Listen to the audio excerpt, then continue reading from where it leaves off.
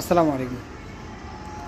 আওয়ামী লীগ কোনো লোক যদি দেখেন যে সে আওয়ামী লীগ করে, তার মাথায় টুপি এবং তার লম্বা দাড়ি, সারা তাহাজ্জুদ গুজার করে, এবং তাকে যদি দেখেন একদম দরবেশ বেশি অথবা পরোপকারী, দুনিয়ার সবচেয়ে আল্লাহওয়ালাও যদি দেখেন, তো মনে রাখবেন যে একটা কথা মনে রাখবেন, ওরা হচ্ছে ফেরাউনের উম্মত,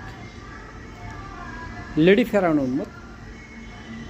এরা মনে রাখবেন যে ওরা একবার কমন তাদের জন্য, যেটা তারা মিথ্যাবাদী এবং মিথ্যা প্রপাগান্ডা ছড়াবে, মিথ্যা বলবে, জনগণকে ধোঁকা দিবে।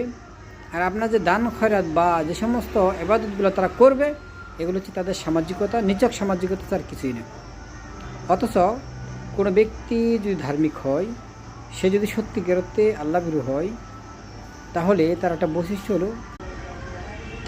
বৈশিষ্ট্য হলো সে মিথ্যা বলবে না, এবং সে অন্যের ক্ষতি করবে না, এবং কাউকে ধোঁকা দিবে না, এবং তার আমল যতই কম হোক না কেন, তার আমল বেশিও হতে পারে আবার কমও হতে পারে, কিন্তু যতই কম হোক না কেন, এবং তার মাঝে কিছু ভালো গুণ পাবেন এবং পরোপকারী পাবেন, এবং তাকে দেখতে পাবেন যে সে অন্ততপক্ষে আওয়ামী লীগ বিশেষ করে কোনো রাজনৈতিক দলের পূজা করে না।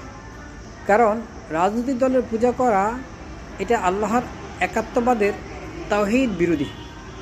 তাই কোনো ব্যক্তিকে, শুধু আওয়ামী লীগ না, কোনো ব্যক্তিকে যদি আপনি দেখেন যে সরাসরি সে কোনো দলকে অন্ধভাবে ভালোবাসে, অন্ধের মতো কোনো দলকে অনুসরণ করে, তাহলে আপনি ধরে নেবেন যে ওই লোকটার মাঝে তাওহীদ নাই, ওই লোকটার মাঝে আল্লাহর একাত্মবাদের ঘাটতি রয়েছে, পর্যাপ্ত পরিমাণ ঘাটতি রয়েছে।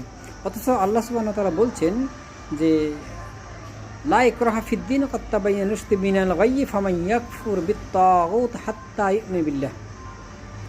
যে ব্যক্তি যতক্ষণ আপনার কাফেরকে তাগুতকে অস্বীকার নেয়, ততক্ষণ আপনার আল্লাহর সাথে থেকে ইমানদার হবে না। ২ নম্বর হচ্ছে যে আল্লাহ তাআলা বলছেন যে প্রত্যেক জাতির মাঝে আমি একজন নবী প্রেরণ করেছি।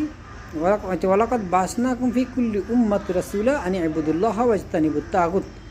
তারা এক আল্লাহর ইবাদত করবে আর তাগুতকে বর্জন করবে।